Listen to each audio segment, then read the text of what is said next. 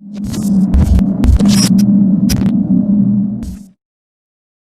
had a real oral tradition in our house. I knew the word griot when I was a little boy. A griot was a person in Africa who was charged with keeping the stories of the village. Everyone would tell a griot the stories and they would remember them all so that they could tell future generations. And when they got old, they'd tell them to someone else. And they say in Africa, when a griot dies, it's like a library was burnt, man. The griots were these brilliant African storytellers who learned for generations, the father, the son, the mother, daughter, so forth, the stories of their people, their kings, their lands, etc., and so forth. In order to instruct others, they would have these huge sessions where they would sit around and pass these stories down and instruct people and so forth. And the griot is the man who sits down there, who knows the history, who knows every single story that is important, relevant for that kingdom. Welcome to Griot's Word. I'm Griot. Thank you for joining me. Let's get to it. What's going on, everybody? This is Griot. Welcome back. Episode 1, part 2. I'm here with the SVM family, and let's get it going. So what I left off of was talking about expectations. So in the climate that we live in right now,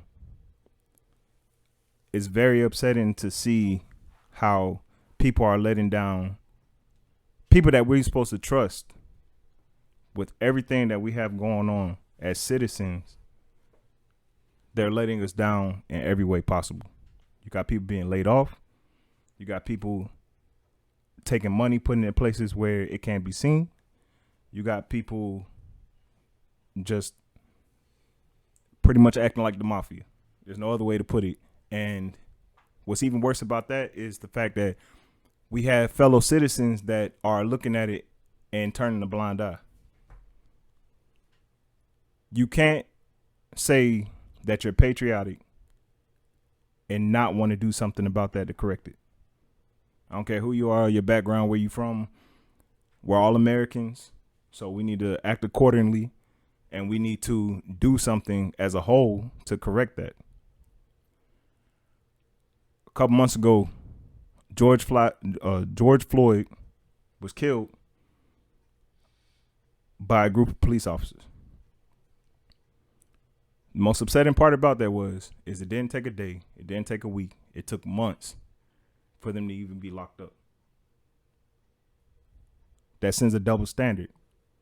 Recently, there was a young boy that was killed in Carolina, and the perpetrator that killed that young boy, I understand the frustration and anger. He deserves to be locked up. He was locked up in within 24 hours. But people were, going back and forth trying to say, hey, well, why did this get this much media attention and this one didn't? It's very simple. One person was locked up. As soon as they did something, the other one wasn't. There's no way that you can't see that double standard. As far as the way that people attack those issues and those problems, is media always telling the truth? They tell half truths. We all know this. They like to amplify some and then they don't with others. But when our community has been saying the same thing for generations and you've been acting like it's not true, that I've gotten to a point where I am tired of having to describe what myself and people that I love go through every day. It's disheartening. Cause now I know you trying to act like you playing me for a boo-boo the fool. And my mama never raised me to be like that. Neither did my father. Common sense. People say common sense isn't common. Common sense is very common. You know what you're doing. So we're gonna stop that. When they started marching, even though I couldn't be there, I had my own health issues. So COVID-19, I handled things a certain way, right?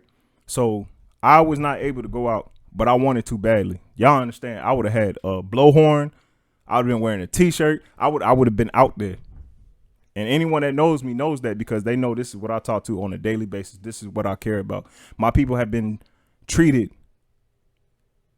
poorly, unequal for a very long time. I see people getting equality in places where they came way after us, and we still asking for the simple right to breathe. That's something that got to stop now. The fact that someone in leadership tried to turn it into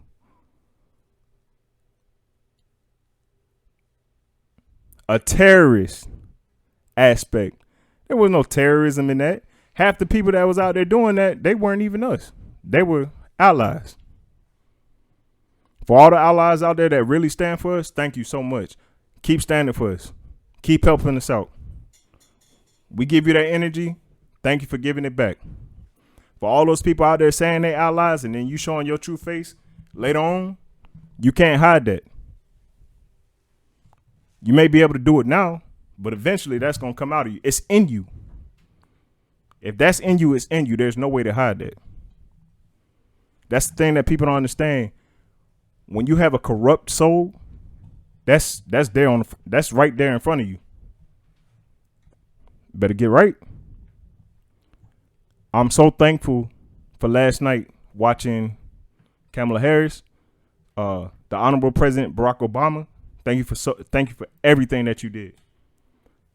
I know our community was very frustrated, or a large portion of our community was very frustrated with the Honorable President Barack Obama. This is what I need y'all to understand. When you become a president, you are not a president for one group of people. You're a president for America. As a whole, he looked out for America. He put America in a place where we were starting to bounce back. Opportunity was being created. And if you wanted to chase that American dream, you could have went and chased that American dream. If not just that, let's take a look at the weather. In the last 2 weeks, other than the time that it was raining and storming, it been 100 degrees, 94 to 100 degrees. In Miami 2 weeks ago, I'm not sure if it's still happening, but fish were washing up on shore, all different types of, you had manta rays, you had sea turtles, all different types of wildlife washing up in the marinas because the water is hotter than the air. Like, I've literally talked to people that I know have intelligence, and they said, oh, global warming is not a real thing. Man, you got to be out your mind. It's hot outside. Like, you know what I'm saying? It's reaching temperatures that Greenland, Iceland, the Arctic, snow caps, melting, the gas. People are living in inner cities where it's real tight. Asthma's at all-time high.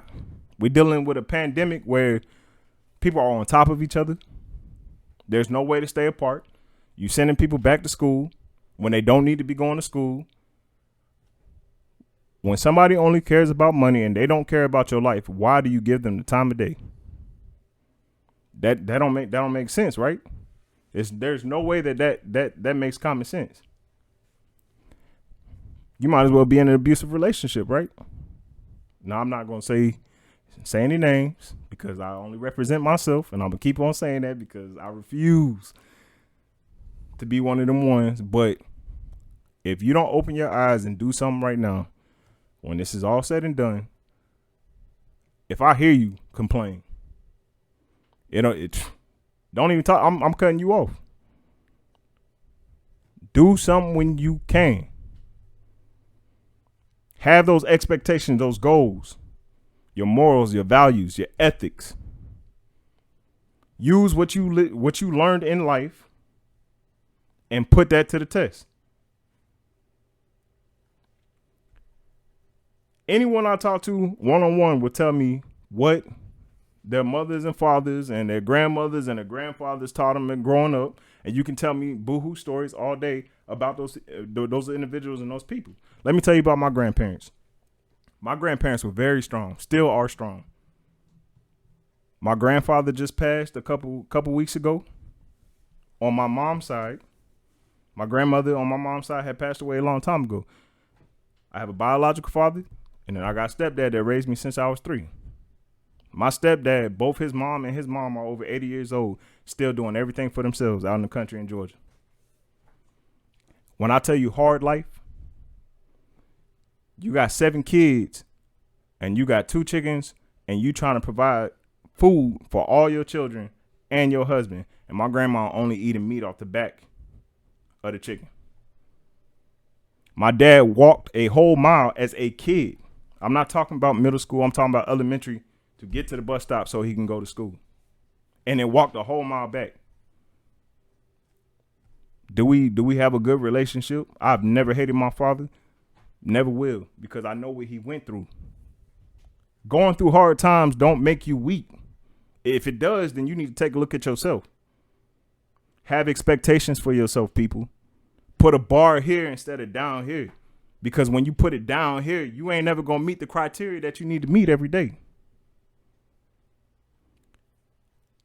I say this because whether I know you, don't know you, I met you, if we ever had a problem, or if I love you, you know what I'm saying? I have nothing but love in my heart for everybody. There's people that's done me wrong, still trying to do me wrong, and I still got love for them.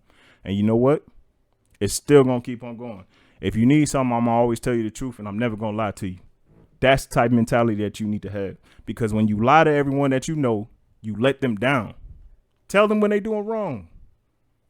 Tell them when they need to tighten up. Tell them that they need to get they stuff together. I ain't going to cuss on here, but they need to get their stuff together. Because if you don't tell them that, they going out here thinking they doing the right thing the whole time, and you could have been solved that. Now they in a bigger issue. And you laughing at them. That's you. That's you. Right now, I'd like to open the floor up to my SVM family on expectations. Anybody got anything? Yeah. I'll go ahead and go. I'll get nominated to go first. So your question is on expectations. Right. You asked off camera, we were talking about expectations as far as our leaders and things of that nature. Right. I think it's pretty, I think the reason why a lot of people are pissed off and mad and angry with the government, the cops, you know, their communities, their community leaders, is because when you're born in this country, this is one of the few countries in the world when you're born and then there's an automatic contract, you know, that literally just says, you know, this is, you were born here and this is what we will do for you. And this, that is it's a written contract. It's there. It's laid up in the Smithsonian or wherever the hell it is, wherever the Constitution is. I can't even think right now. That's our contract in this world. My expectation, the expectation is that they will do everything to adhere to that contract. And the problem is for our people of color, that those expectations haven't been met, and they haven't been met for a really long time. And unfortunately, they brought us over here, you know, and they didn't necessarily want to include us in that contract. Well, you know, we're here, we got that right. We want it. We deserve it. And I think the problem is that we're not, our government, our people, our community is not living up to the expectations that we were inherently born with. You know, people all the time that aren't of color say all the time, born free. What is it? Born free. These are my rights. Right. You know, those are rights not only of people of a certain color, but rights of people who literally were born on the soil of this country. Right. So those are the expectations that I have. I think that those, not even the expectations that I have. That's the expectations that everybody born here should have. You know, and everybody that legally goes through the process to become a citizen of this country. You know, so that's the contract that we have. And I think you're right. You go back to George Floyd. You know, we expect police officers to protect it to serve. Mm-hmm. You know, not police. Not, you know, have Gestapo tactics. You know, we're not trying to, you know what I'm saying? We don't need to be police. We need to be served. So that's another thing, too, I kind of want to talk about. And shout out to my little cousin. He's a police officer in Atlanta. He joined the task force. He got out of the Marine Corps and he joined the task force because he wanted to make a change in our communities, right? You got police officers out there with that mentality. Not all police officers are bad. Saying defund the police is not saying abolish the police. Y'all gotta understand this. What's the difference? There's a big difference. I saw an ad the other day with a Republican woman, Republican black woman run. I forgot her name. She's running for office up in Baltimore. If anybody's ever been to Baltimore, which I have, riding down those streets, man, they knock out. That's the number 5 most violent place in America. They knock out the street lights, right? It's so, and they know they got calls and signals of who coming down the streets. And you look at the city, and you wonder, and actually, because Baltimore's a known place. Why is Baltimore, after 54, 56 Democratic mayors and senators, why is it that Baltimore still looks the same way it does? If you ever watch the show The Wire, you know that they've had big issues when it comes to drugs and violence. I couldn't get mad, and I tell people, you need to take yourself out of the mind frame of gang banging for politics. Who is going to fix the problems and who's going to provide solutions? It's not about one side of the aisle. It's about the people. So I watched her video. I don't know too much about her. I've never read any of her policies, but she did bring that to light. If you live in Baltimore, the last thing you want is that the police get defunded. Abolished. Because a lot of people don't understand what defunded means. Defunded means that the police already have what they need to arrest you, to give you tickets, to serve you, to make sure that you're okay. The problem is that you have police officers that aren't there to do that. There is no way you're going to tell me that you showed up to the scene of a dispute, a crime, with your hand on your gun. You're automatically wrong. Should not be doing that. Because you don't know what's going on. I've seen too many videos of police rolling up, coming in hot, hands on their gun. There was not too long ago, there was some kids. I forgot where it was at, but there were some kids and the police pointed their guns at them and everyone was telling them they're not the ones that you're supposed to be here for. There was a man in San Diego that he stopped the dude that committed the shooting, and they rolled up and they shot him and killed him. And he was a vet. If that's the type of mentality that you have, being a police officer, you're scared on your job, you're not getting the right training, and you're not speaking up. Shout out to all the police officers that do speak up, because a lot of them get fired. A lot of them get fired. But the ones that speak up, thank you. You did an actual service to your people and your communities.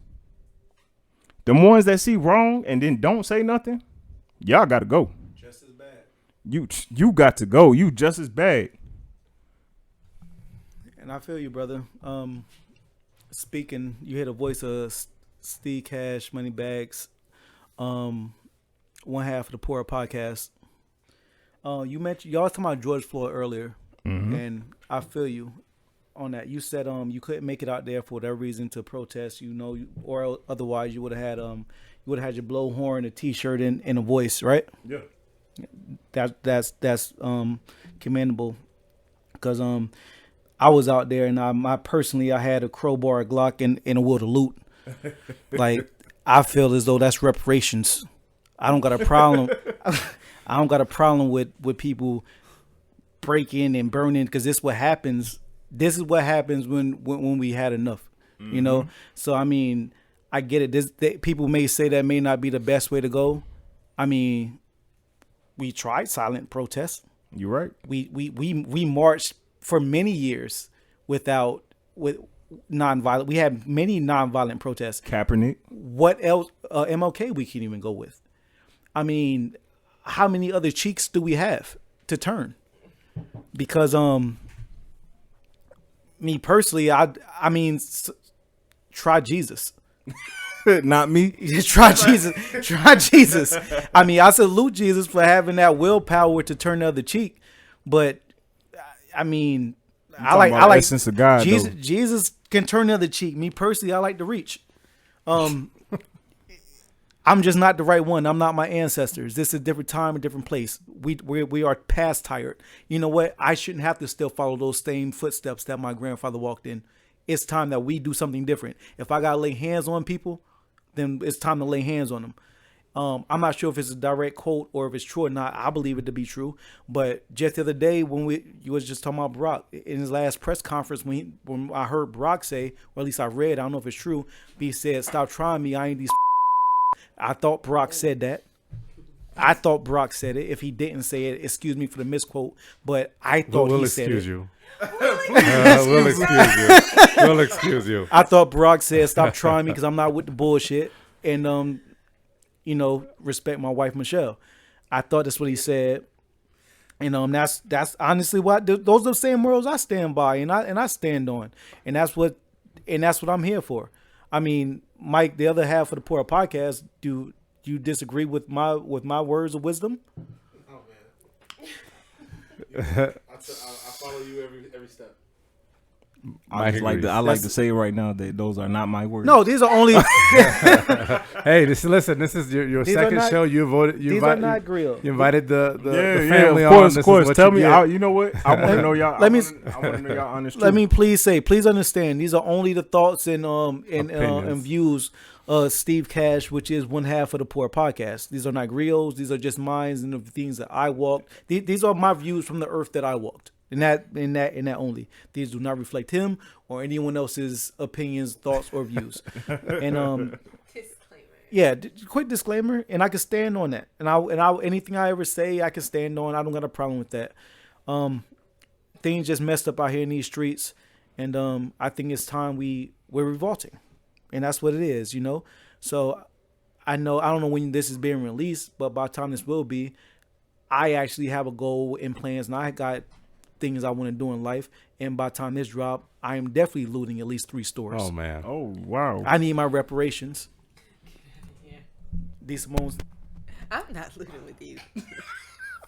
I ain't going to jail. I got kids. Okay? D. Simone, listen, I really want to know. First off, shout out to Steve, and a big shout out to D. Simone. This is my first podcast, even though this is part 2. You know what I'm saying? We do it in 1 and then split it up in 2. I had the honor to watch hers before I came on, and I ain't gonna lie, you set the stage like she said that ball hard, and that's what I'm talking about, expectations. So I want to know, what is your expectations with Black Lives Matter and the administration that is trying to get our votes? How do you feel about that? I really put the ball in our hands as a community. You might not like what I'm going to say, but hey, bear with me, people.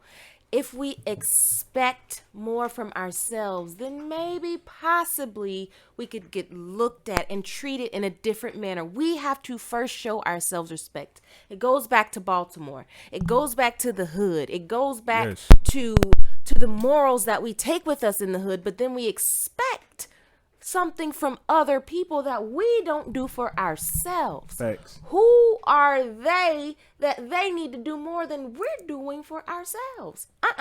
It don't roll like that. I don't buy into this whole notion of white privilege and holding it down and the oppressor. No, baby, that is your mind. It is a mindset. Why, okay. D? Because in 1983, Maya Angelou had 17 degrees. She was a teacher. She was one of the most acclaimed people in her era, and that was in 1983. We have much more resources, much more access to exactly what we want out of life. You can be absolutely anything.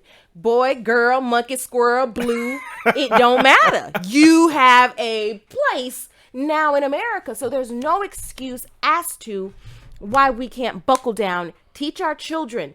I'm an avid on not history in the book sense of history. We travel. I take my children to different places and I make sure there's a museum of some sort. There's something that they can learn.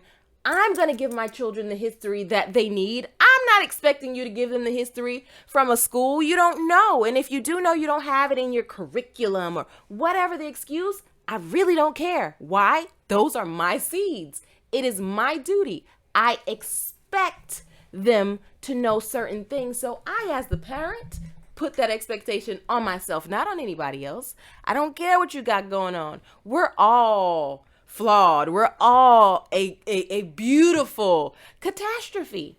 every human being. You have your flaws. You have your problems. Don't expect for people to understand. Don't expect for people to show compassion and empathy. It's not for everybody. Everybody is not capable. Let's put it that way. So I expect my community to really want better for ourselves. That way we're not asking anything anymore. Now We're telling we have created a network. This guy over here is a doctor. This guy over here is a lawyer. This guy's an insurance agency. Us together, now we've made an empire that nobody can take from us. Why?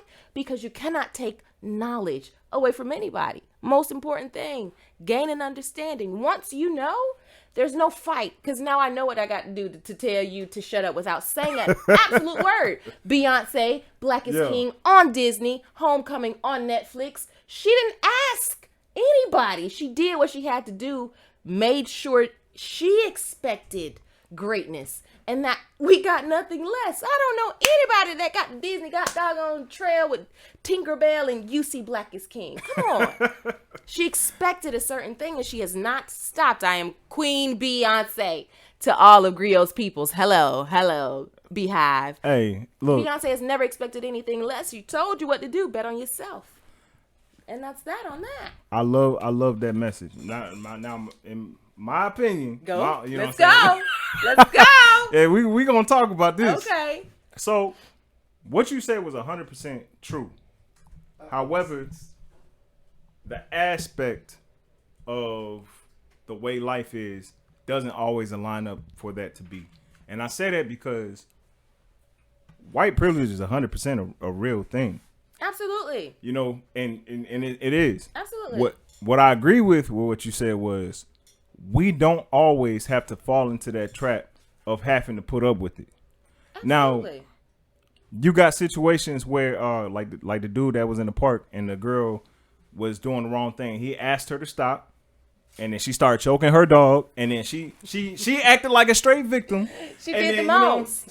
she did the absolute most. She used that privilege, and I'm not gonna lie, I'm gonna say this, and I mean this. I'm upset at that dude. If you ever see this, I'm upset at you, brother, because I understand that you want to turn the cheek, but understand this: if it was somebody other than you, that could have went very badly, and on top of that, she could have got somebody killed that day.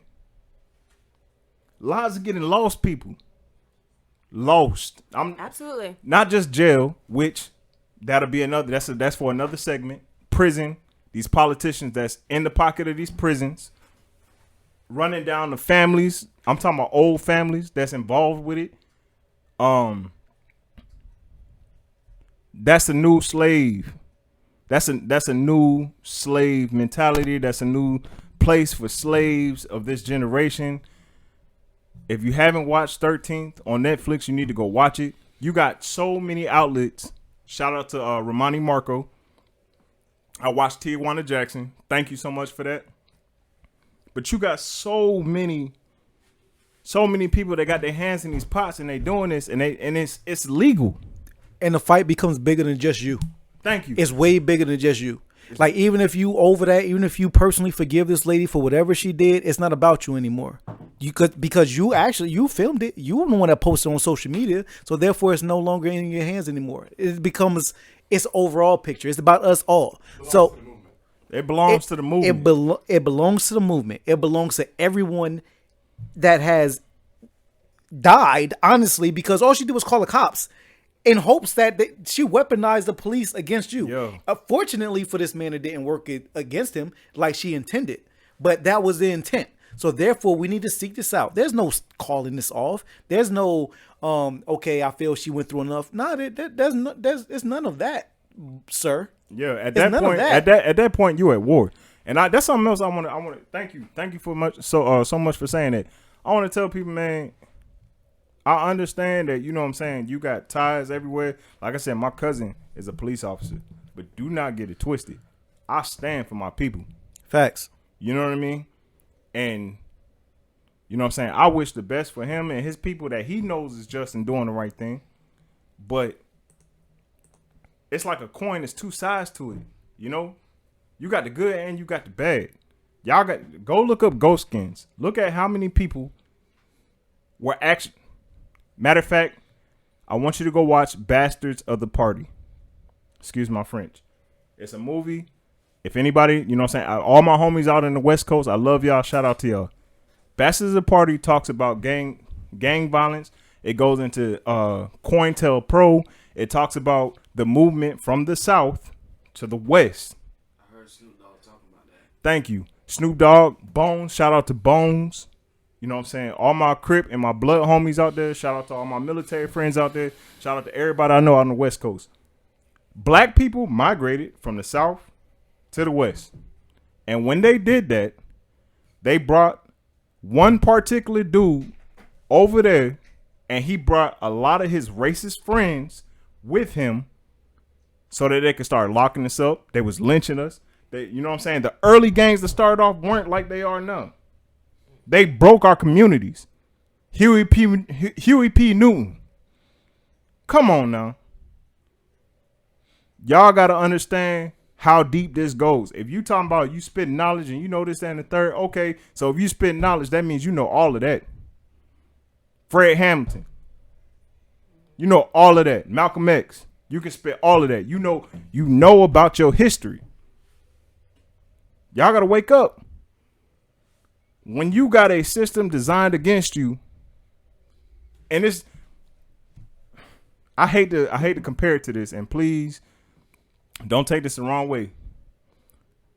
I actually watched a Jewish woman. She actually, I forgot her name and I forgot where it was, but she gave pretty much a testimony to the American people when she came over, right? She was talking about the Holocaust, and she explained how Hitler had a system where he would do one thing at a time. And every little thing that he did, people would ignore it because it didn't make a big impact. But if you do 100 different things in an economy, eventually it's going to make an impact. You start changing people's minds. Your mind is, look, it's easy to change your mind and take control. They do it every day. Propaganda. Facts. It's crazy when you're talking about early gang culture. The Crips were like the first set. I was cracking this your homeboy the Guru on my man Griot's podcast, but when you talk about like early California culture, actually the Crips were the first gang culture set to take place in 1969 by Raymond Washington and Tookie Williams, and that the Crips were formed because we were protecting our communities against the police.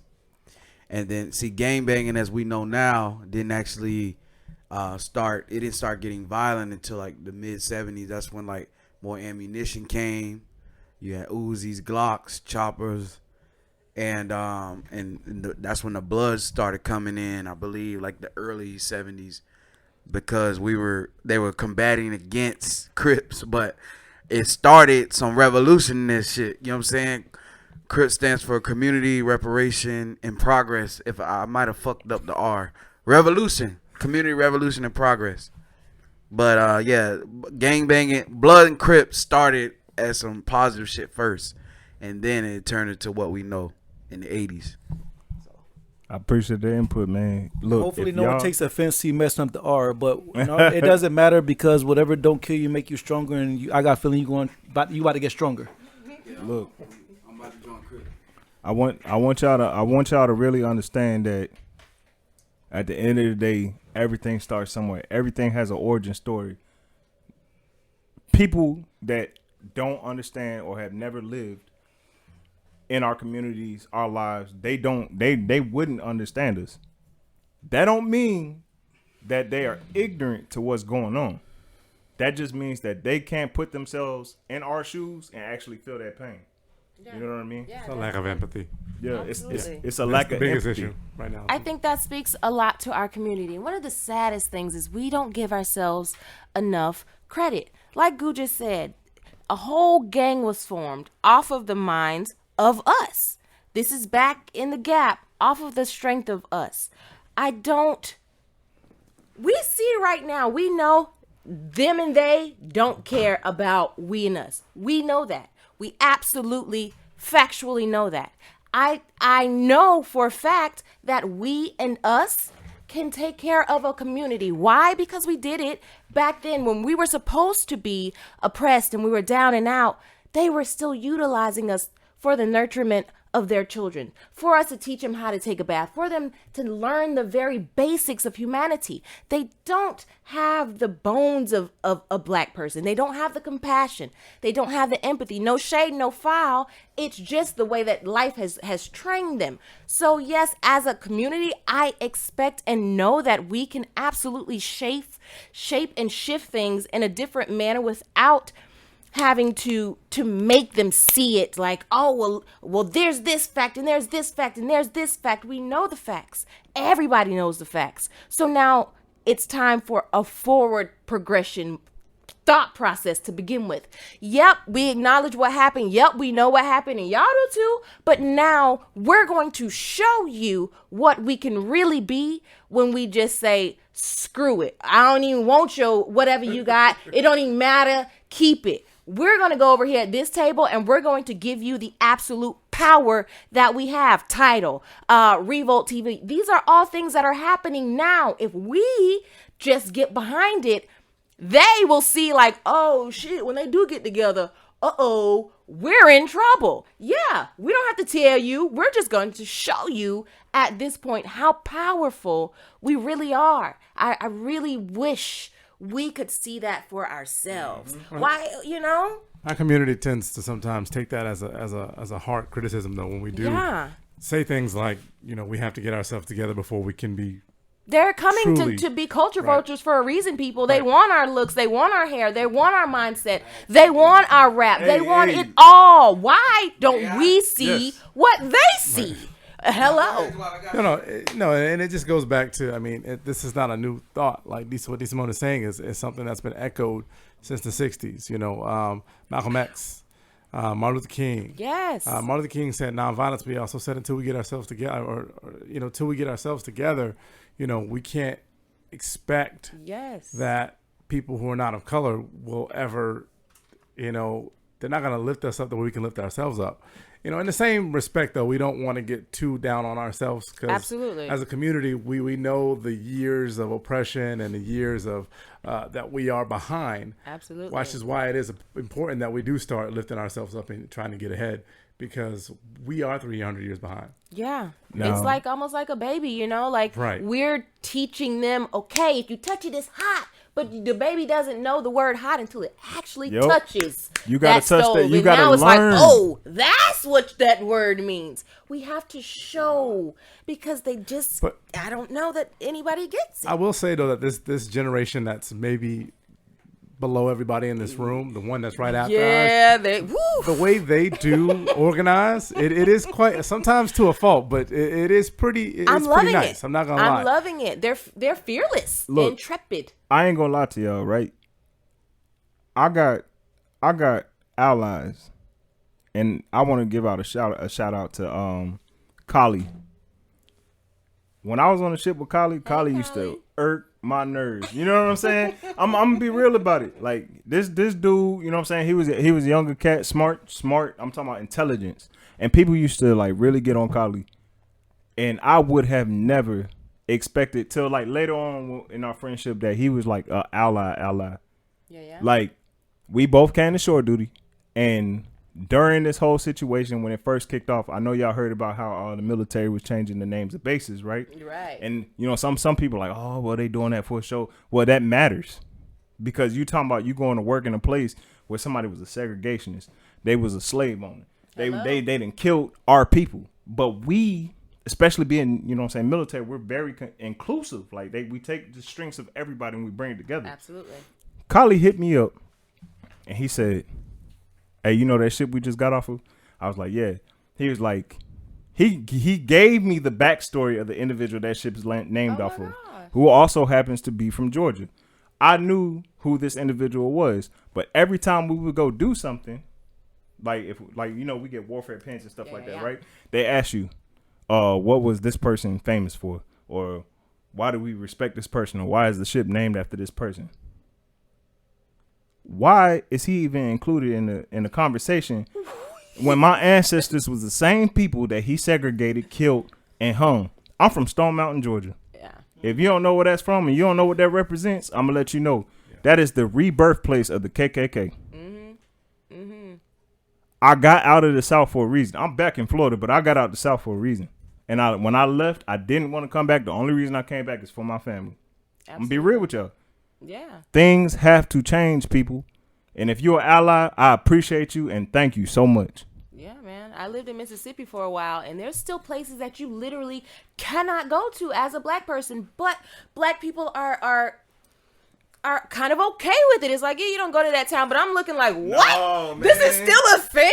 Like, oh, Sundown man, town. you know what I mean? Like, Yeah. no, this is not okay. We have to have courage enough to actually face it head on. I think you're absolutely right, because it's sad. Yo. Absolutely. Hey, I'm telling y'all, man, if you don't know the history of where you come from, where your people were and what they were doing, think about it. Sundown towns, if you ain't out of town by the time the sun goes that's down, them. they have the right to hang you? That's them. And it's legal. And it's legal? Are you serious? Yeah. Come on now. But if I shoot them, oh, I'm going to go to Oh, jail, you right? gonna go to jail, right? You know what I'm saying? You wrong for that's defending real. yourself. You Yeah. have to know these things. These are the things you have to have in the back of your mind. I'm not gonna lie to y'all. You know what I'm saying? We don't have a lot of time left, but I would like to say thank you to the SVM team. Thank y'all so much. Thank you for being part of this. Thank you for accepting me. Welcome to the team. Yeah.